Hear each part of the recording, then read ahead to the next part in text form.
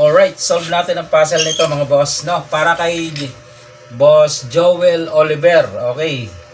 Para sa ito, boss. Kasi medyo nahihirapan ka kasi nga beginner, sabi mo. Ito para sa iyo, boss, para makita mo rin ang solusyon, no? Ang pula ay lahat ay piyon. Ang itim may dama, ang daming dama, dama. Yan, yung mga yan dama. Ang piyon niya ito lang, 4. So, paano mananalo ang pula? Gayong ang daming dama nito. Lamang siya no, 10. 2, 4, 6, 8, 10. Samantala ang pula, 2, 4, 6, 8. Wala pang dama.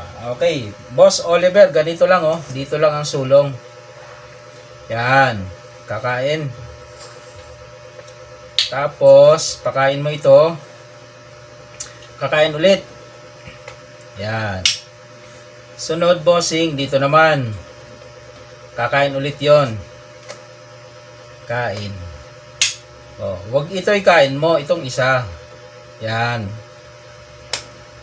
Para kakain to, itong dama niya. Oh. Oh, yan. So, ang kain mo dyan, marami yan. 6. 1, 2, 3, 4, 5,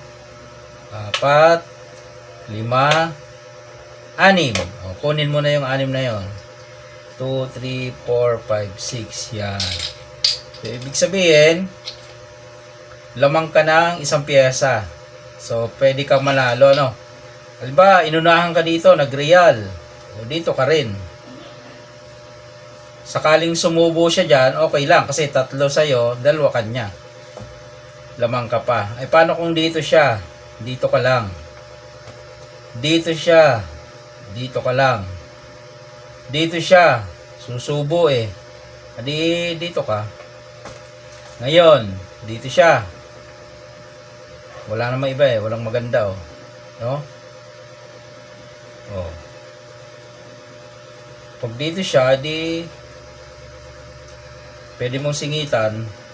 Ayun oh. Lamang ka naman eh. Magiging 3 versus 1 yan. Singit yan oh. Pag nagpakain, ito kain mo. 3 versus 1, no? Pero kung dito siya pumunta, dito ka pupunta. Yan. Para corner siya, wala siyang sulong, no? Ang tanging sulong niya dyan, ito. Wala namang iba, ito lang. Pag sumulong dyan, huwag mong iilag. Kasi pag inilag mo, matatalo ka. May sulong siya dito, oh. Kain ka. Yun, oh. Masasakto ka, bossing. Ha? Yan o. Diba?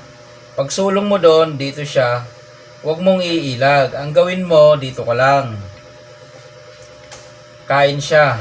Ayun. O, dito ka. Talo na. Wala nang galaw. Meron pa pala ito, pakain. Tapos abante. Ibabantayan mo na. Wala na. Puro pakain na mangyayari. Pakain. Pakain. Okay, yan boss.